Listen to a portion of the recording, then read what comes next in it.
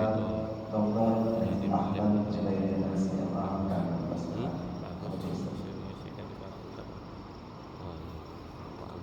Harus tanya dulu. Karena dia juga dapat jatah. Ketua panitia harusnya. Iya ketua panitia. Bismillahirrahmanirrahim. Assalamualaikum warahmatullahi wabarakatuh. Waalaikumsalam warahmatullahi wabarakatuh. Alhamdulillahilladzi hadana li hadza wa ma kunna linahtadiya laula an hadana Allah. Asyhadu an la ilaha illallah wa asyhadu anna Muhammadan abduhu wa rasuluhu la nabiyya ba'dah. Huwa an-nabiyyul ladzi qad adda al-amanah wa nasaha lil ummah wa jahada fillahi haqqa jihadih wa tarakana 'ala al-mahajjatil bayda layluha kanahariha la yazigu anha illa halik. Alhamdulillah kita dapat menghadiri kajian pada pagi hari ini yang tadi kita awali dengan sholat subuh berjamaah, yang kemudian kita lanjutkan dengan kajian ba'da subuh, yang semoga seluruh rangkaian aktivitas kita bernilai ibadah di sisi Allah Subhanahu wa taala. Amin ya rabbal alamin. Hadirin jamaah kajian, shaimin, shaimat rahimakumullah. Tema kita pada pagi hari ini adalah tentang ilmu dan iman dalam Al-Quran.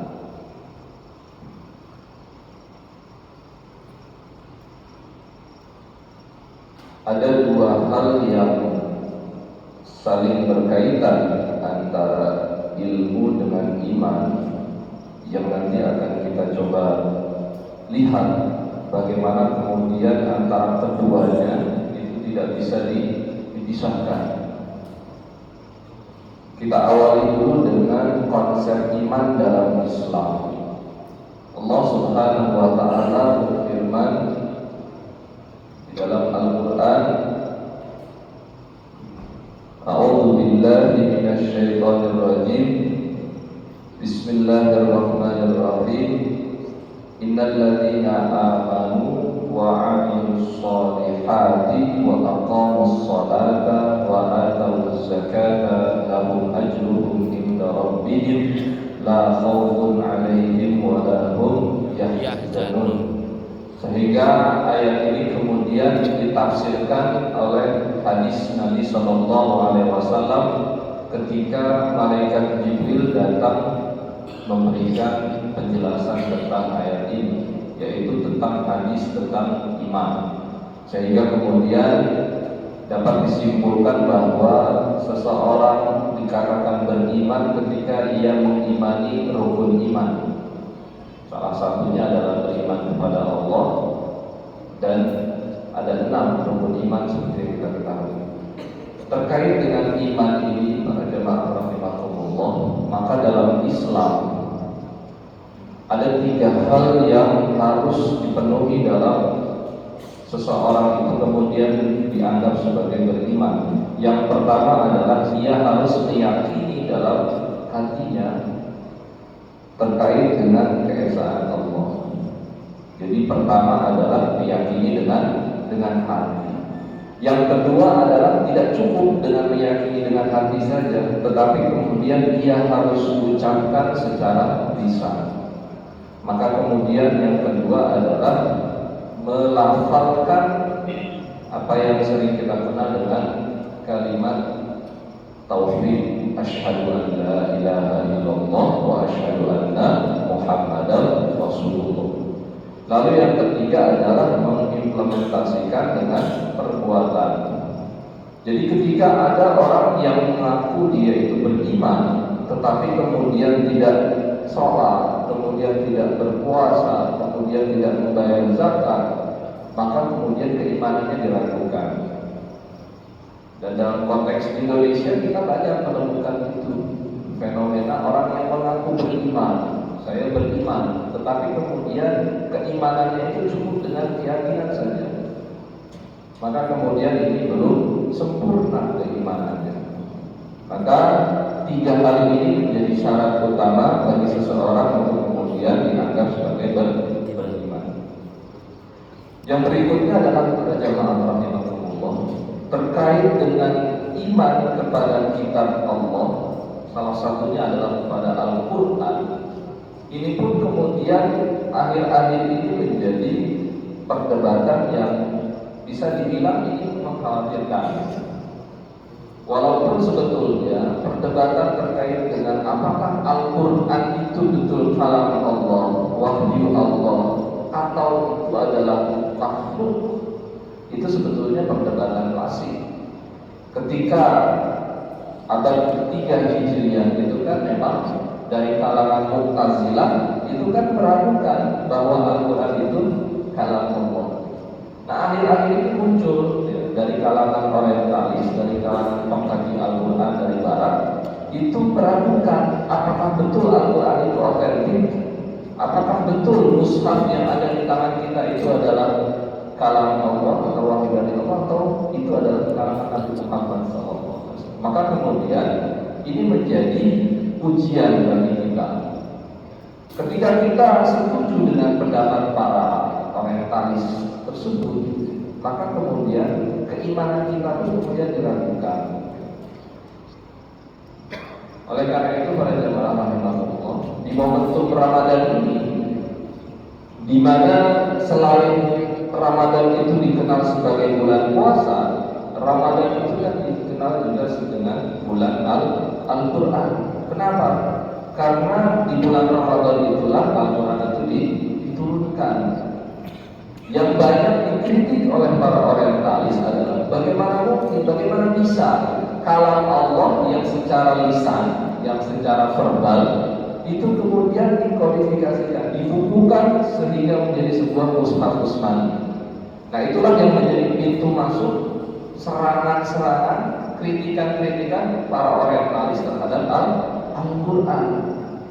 Orang yang tidak mendalami Al-Quran dan ulumul Quran dan sejarah Al-Quran tentu akan mudah terpengaruh oleh pendapat para orientalis tadi. Kenapa? Karena proses nuzulul Quran itu di luar nalar para jamaah rahimahullah, dan itu membutuhkan keimanan, keyakinan dari kita. Dan itulah perbedaan antara kita sebagai umat Islam, kaum beriman yang mempelajari, yang mengkaji Al-Quran, dengan para pengkaji Al-Quran dari kalangan orientalis misalnya. Mereka memperlakukan Al-Quran itu sama saja dengan karya ilmiah lainnya, sehingga kemudian mereka tidak mempertimbangkan kesakralitasan Al-Quran. Mereka tidak mempertimbangkan itu. Berbeda dengan kita, sejak Al-Quran itu diturunkan, maka dalam hati kita imani, kita yakini itu betul adalah wahyu dari Allah Subhanahu wa Ta'ala. Nah, ini konsep iman dalam Islam. Belum lagi nanti ada konsep malaikat.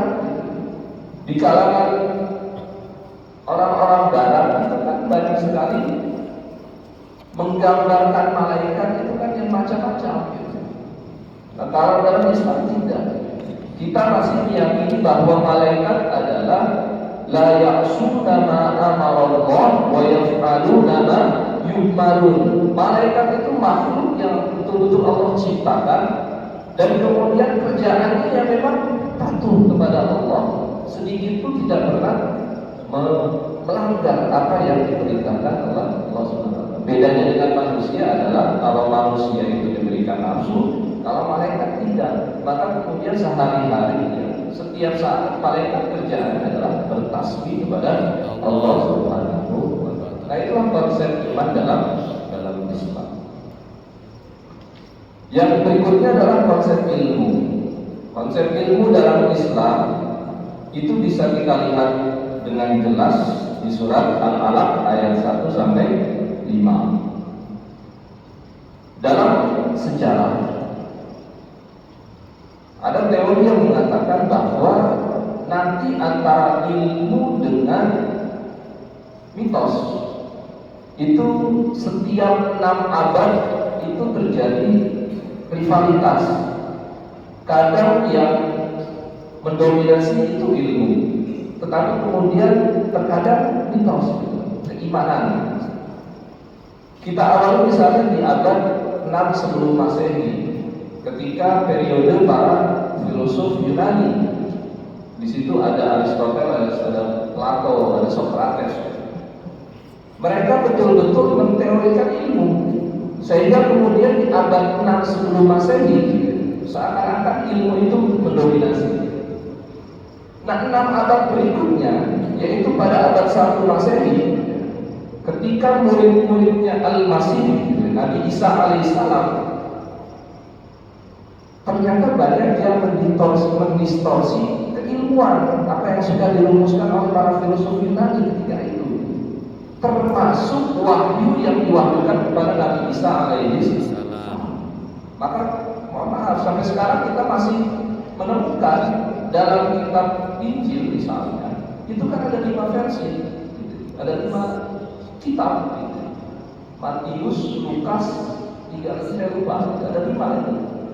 Dan ternyata dari kelima itu, mohon maaf, tidak ada yang otentik. Sudah banyak terjadi distorsi, penyelewengan gitu. Termasuk karya-karya para filosof Yunani pun banyak yang distorsi, diselewengkan, dirubah. Nah, itu di abad ke-1 Masehi seakan-akan yang dominasi itu adalah mitosnya. 6 abad kemudian, seperti kita ketahui, adalah diutusnya Nabi Muhammad SAW yang kemudian diberikan kemukjizatan berupa Al-Quran. Dan wahyu yang pertama Allah turunkan kepada Nabi Muhammad adalah Al-Alaq 1-5. Iqra bismi rabbikal ladzi khalaq. Ayat pertama itu tentang ilmu. Iqra artinya bacalah. Tetapi kemudian ilmu yang bagaimana? Yaitu tentu ilmu yang menggabungkan dengan bismi rabbikal ladzi khalaq. Jadi gabungan antara ilmu dan iman, antara logos dan mitos, ini terjadi di ayat pertama di surat Al-Alaq. Sehingga kemudian di abad ke-6 Masehi itu menandai penggabungan antara ilmu dengan yang namanya keimanan. Maka tidak heran ketika periode Ibnu Sina dan kawan-kawan, itulah puncak keberhasilan bergabungnya ilmu dengan iman. Banyak kalangan saintis ilmuwan yang berasal dari seorang ulama, di antaranya Ibnu Sina, Al-Kindi, Al-Farabi, Ibnu Rushd dan kawan-kawan, Ibnu Haisam dan yang lainnya. Itu adalah bukti bahwa dalam Islam antara ilmu dan iman itu bisa disatukan. Paginya siangnya Ibnu Sina adalah seorang dokter, malamnya itu seorang agamawan, ahli Al-Quran. Pun demikian dengan Al-Kindi dan yang lain. Nah, itulah konsep ilmu dalam Islam. Sehingga kemudian tema kita pada pagi hari ini adalah menggabungkan antara ilmu dengan iman. Dan kalau kita mau lihat sejarah dalam Al-Quran, dalam perjalanan umat manusia, ilmu itu kan awalnya diajarkan kepada Nabi Adam alaihissalam. Di ayat 31 surat Al-Baqarah, wa 'allama Adamal asma'a kullaha tsumma 'aradahum 'alal malaikati akhir ayat. Kemudian Allah mengajarkan al-asma. Al-asma ini nanti bisa ditafsirkan dengan penafsiran literal, tekstual, atau penafsiran yang kontekstual.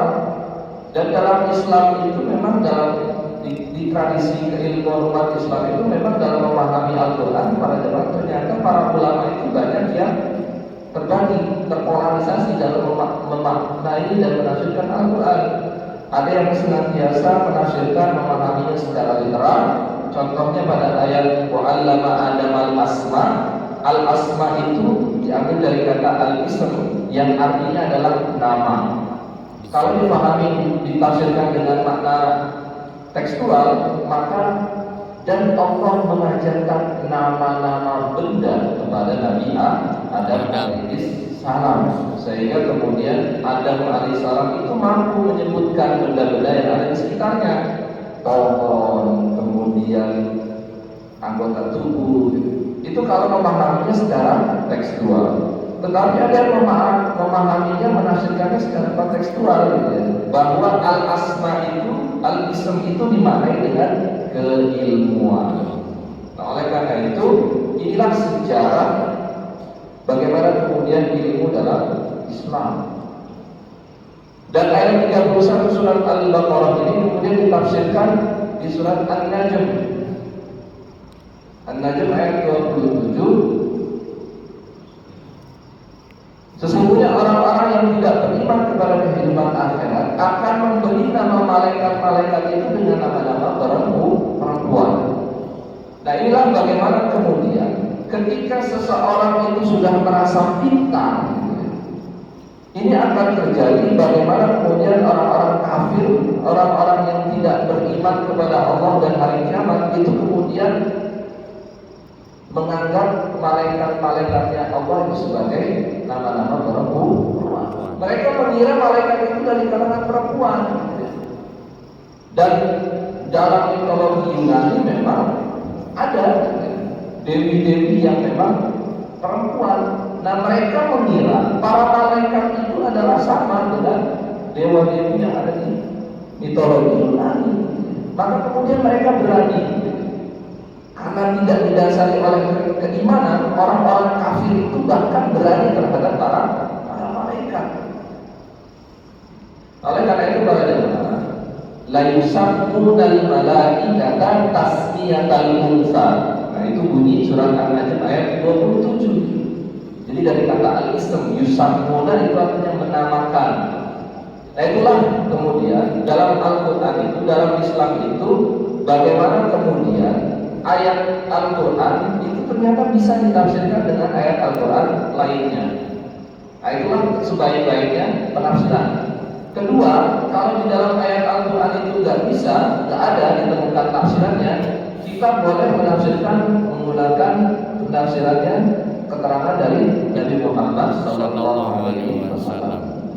Itu level kedua.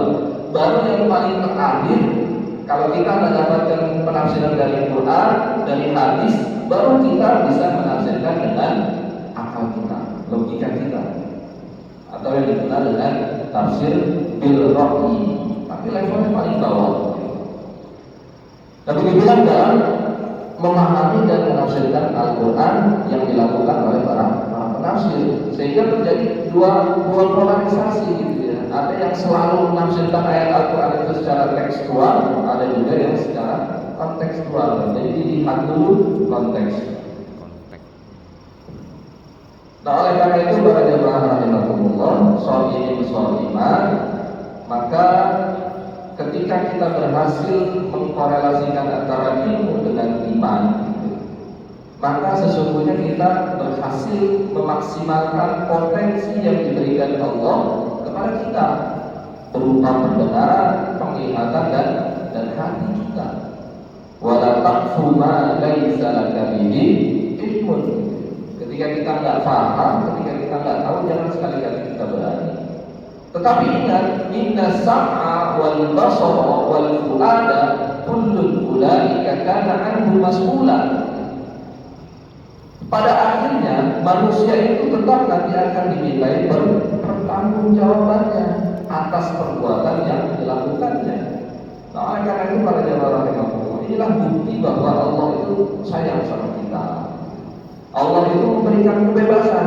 Silahkan kalian maksimalkan pendengaran kalian, maksimalkan penglihatan kalian, bebas memperlakukan hati kalian seperti yang kalian inginkan.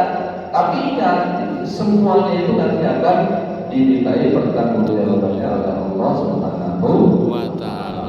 Orang yang didasari dengan keilmuan dengan ilmu, tentu dia akan selalu berpikir ke depan.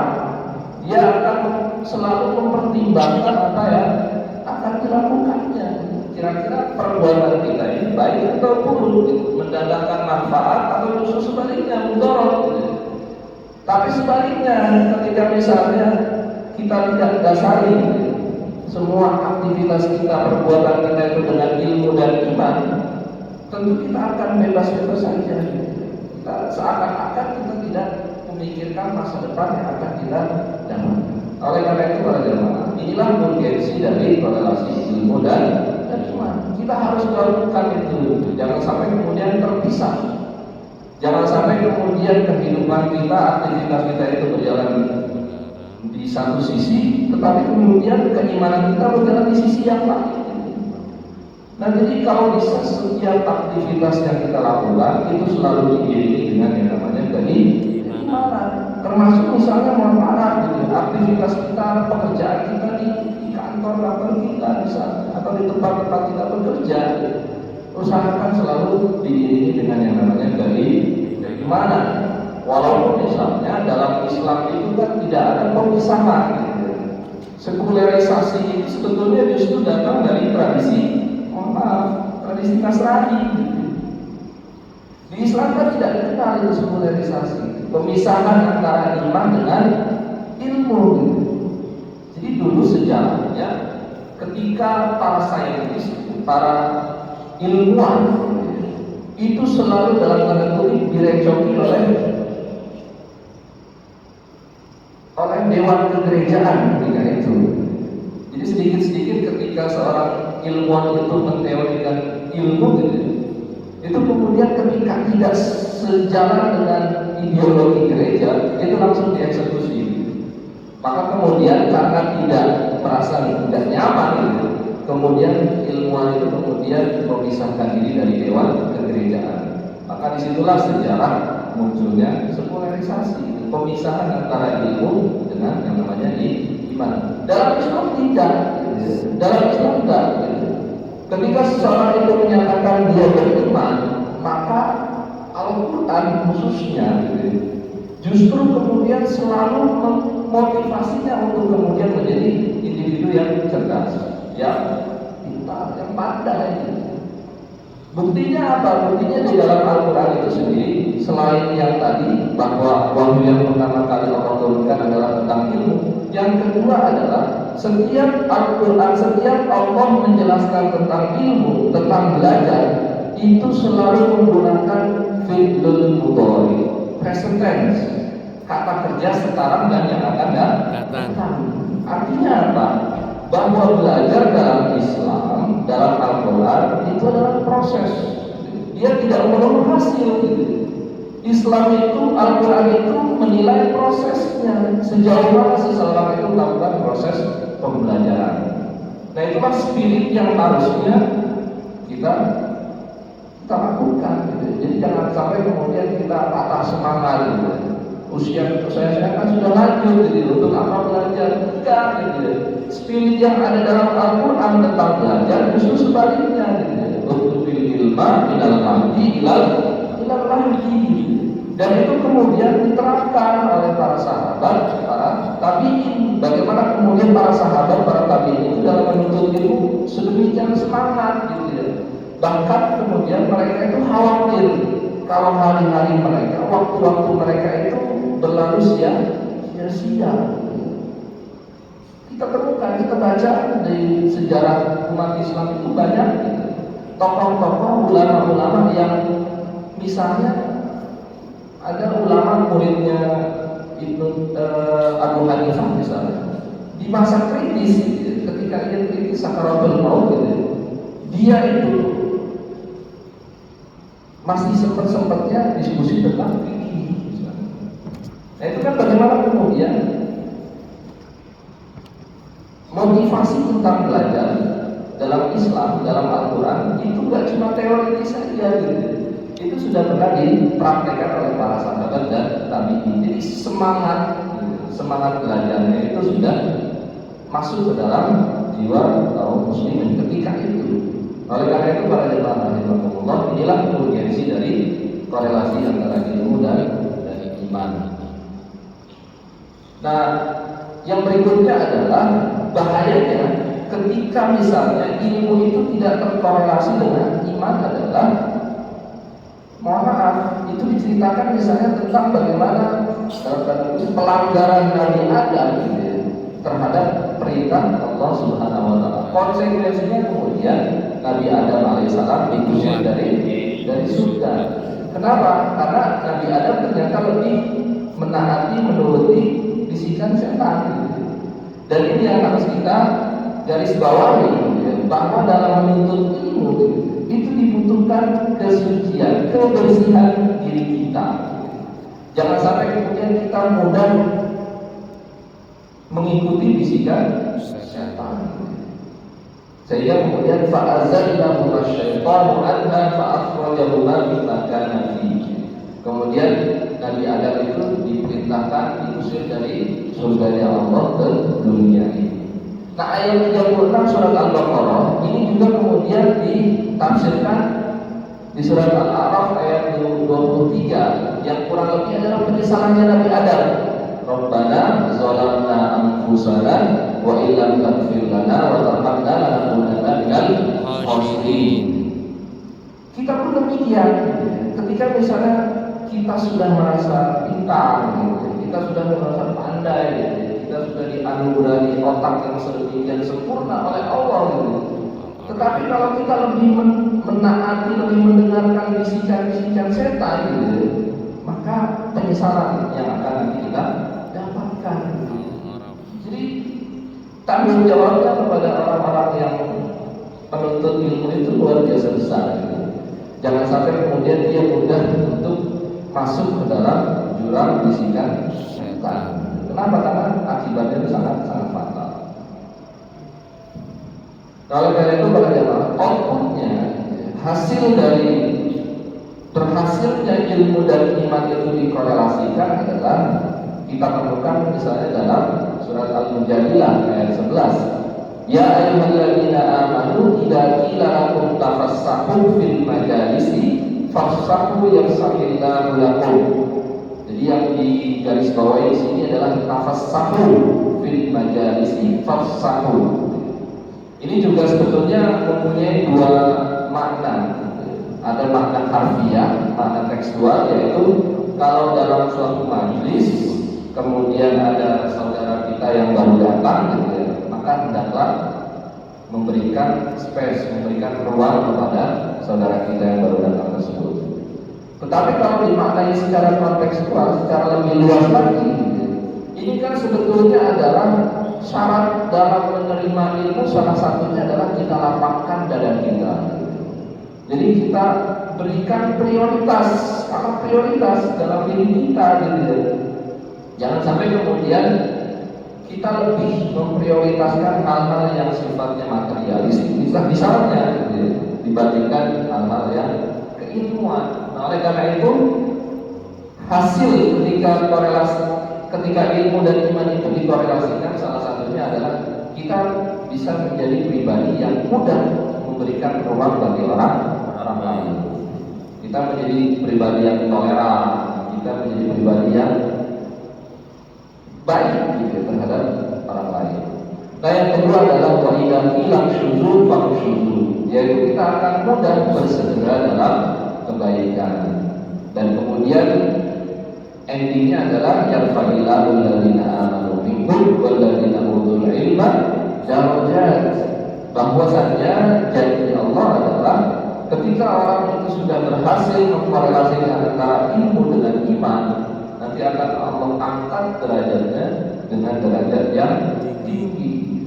Dan itu kita bisa temukan, gitu. Misalnya kita lihat ada seseorang yang berilmu dan beriman, gitu. Tentu kan auranya beda, gitu. Seakan-akan, gitu, Allah itu ya memang ingin mengangkat derajatnya, gitu. Hidupnya, keluarganya itu nanti akan memiliki aura yang berbeda, gitu, dibandingkan orang dengan yang lain. Nah, itulah output dari atau hasil dari korelasi antara ilmu dengan iman. Nah, dalam sosial itu juga mempunyai dampak yang positif. Misalnya Ketika berhasilnya ilmu dan iman itu dikorelasikan, secara sosial nanti lingkungan itu akan terbuka, inklusif. Sehingga kemudian di ayat Al-Quran Allah memerintahkan kita menjadi pribadi yang inklusif adalah ya ayyuhan nasu inna khalaqnakum min dzakarin wa untha wa ja'alnakum syu'uban wa qabaila lita'arafu. Ini tentang pluralitas, bahwasanya manusia itu hidup berbangsa-berbangsa tetapi mempunyai tujuan. Tujuannya apa? Kita arafu, supaya memiliki titik temu gitu. Bukan justru memperuncing perbedaan gitu. Dan di dalam Islam spiritnya itu titik temu tadi. Bagaimana kemudian kita arafu. Nah, ketika masyarakat itu masing-masing individunya sudah didasari oleh keilmuan dan keimanan, itu akan mudah mencari titik temu tersebut gitu. Sebaliknya, mohon maaf, kalau masing-masing itu hanya berdasarkan ilmu saja, misalnya tanpa keimanan, gitu, ya mungkin sebaliknya gitu, akan menjadi masyarakat yang saling lebih sulit. Yang kedua adalah diskusi yang membangun, dan ini spirit ini disebutkan dalam Al-Quran, "Ud'u ila sabili rabbika bil hikmati wal mau'izatil hasanah." Nah, yang digarisbawahi adalah wajadilhum billati hiya ahsan.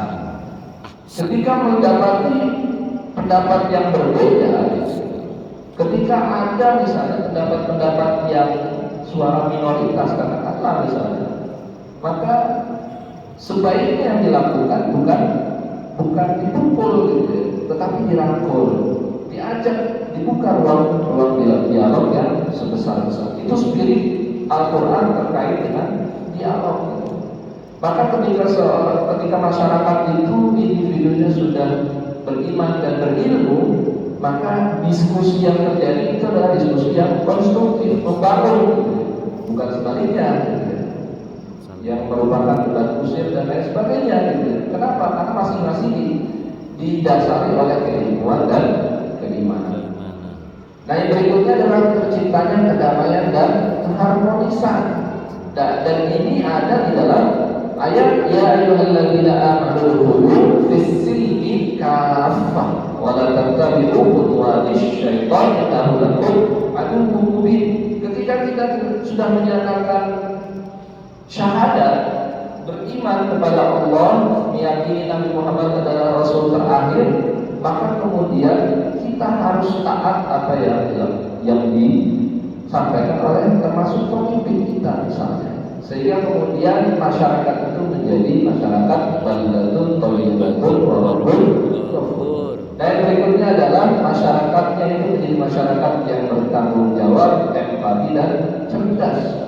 Dari kalian Allah lam yakun mughayyiran ni'matan an'amaha 'ala qaumin hatta yughayyiru ma bi anfusihim wa anna Allaha samii'un 'aliim. Terkadang yang merusak suatu masyarakat itu kan masyarakat itu sendiri.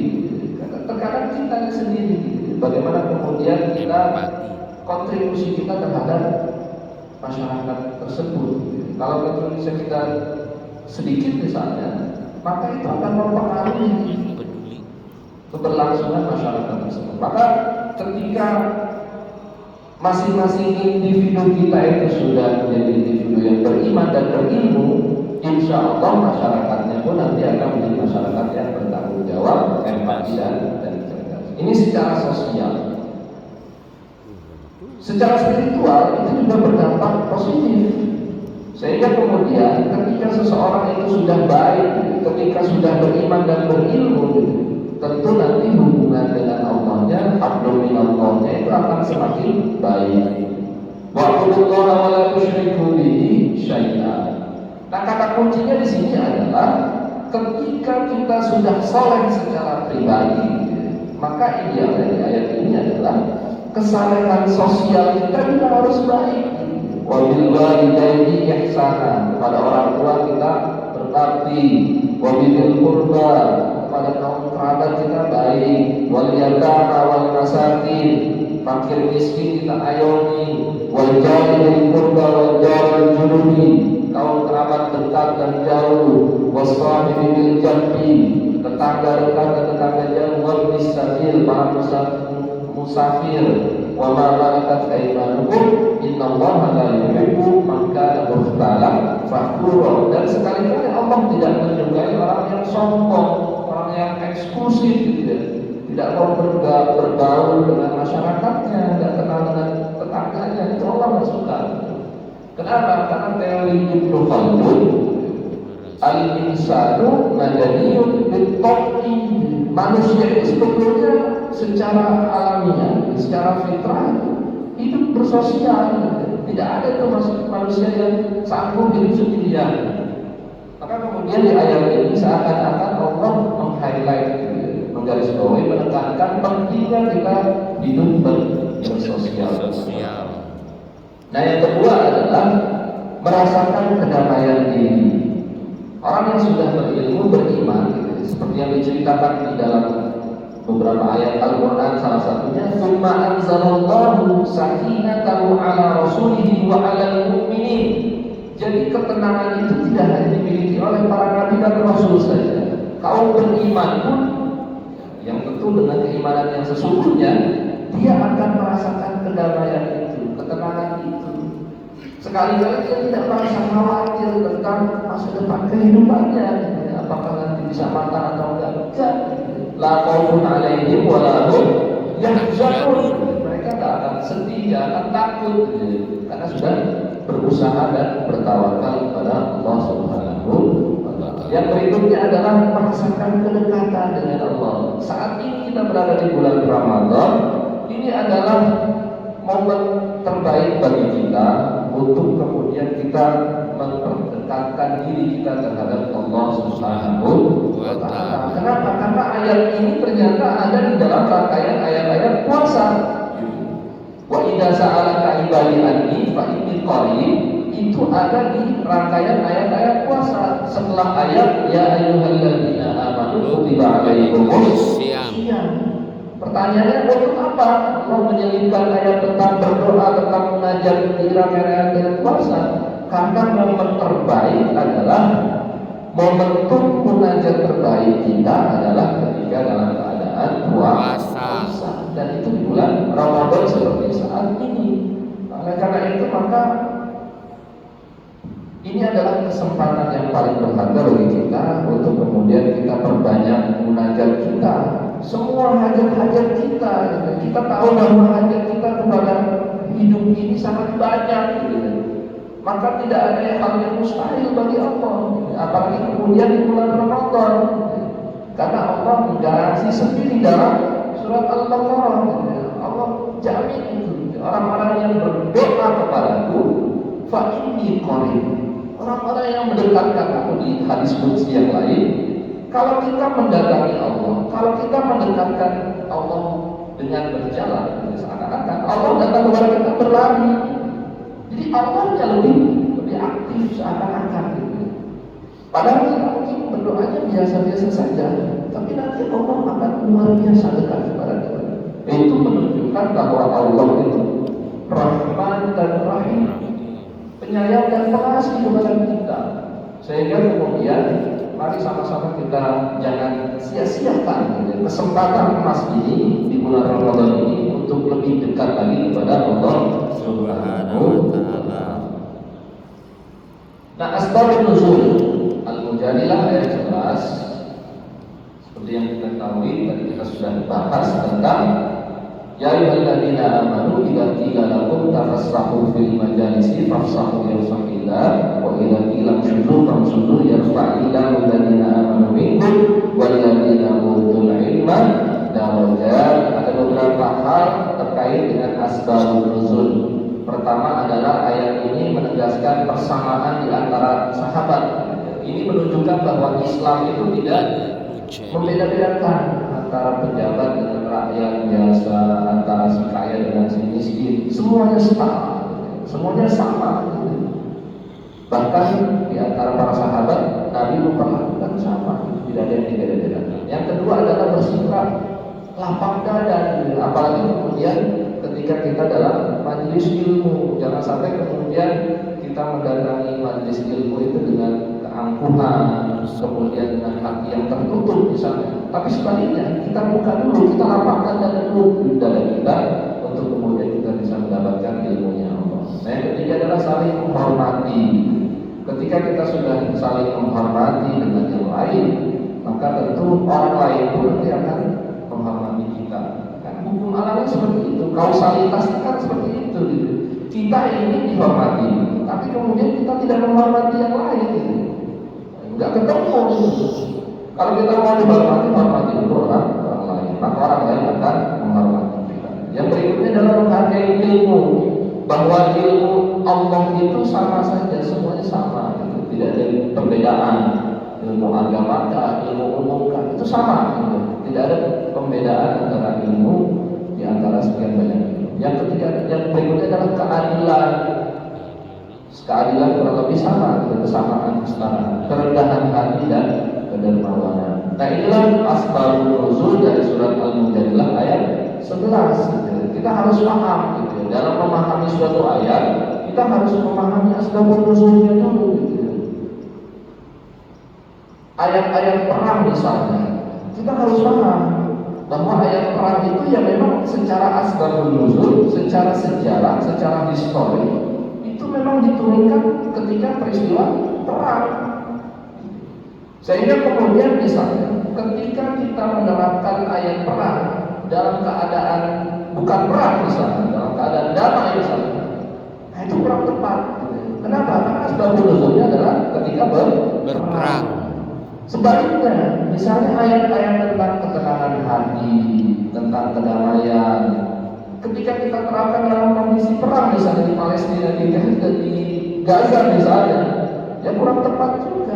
Maka kita dalam memahami suatu ayat, kita juga harus memahami asbabun nuzulnya, kita harus memahami konteksnya. Dan nanti dalam ilmu asbabun nuzul itu nanti ada dua kaidah penting di sana. Yang pertama adalah al-ibrah bi lafaz, la bi khususi sabab. Suatu hukum akan berlaku umum untuk semua umat Islam, tidak hanya sahabat yang menerima ayat tersebut. Contohnya, yaitu tentang perpindahan kiblat. Qad nara taqalluba wajhika fis sama, falanwalliyannaka qiblatan tardaha fawalli wajhaka syatral masjidil haram. Ayat ini memerintahkan tentang berkiblat itu ke Masjidil Haram. Karena awalnya umat Islam itu kan sholat menghadap ke Baitul Maqdis, Palestina. Tetapi kemudian ada perubahan. Asbabun nuzulnya itu turun kepada para sahabat yang sedang dalam perjalanan. Kalau menggunakan kaidah pertama, maka yang wajib menghadap ke Masjidil Haram itu bukan sahabat-sahabat tersebut saja, tapi berlaku umum untuk semua umat Islam.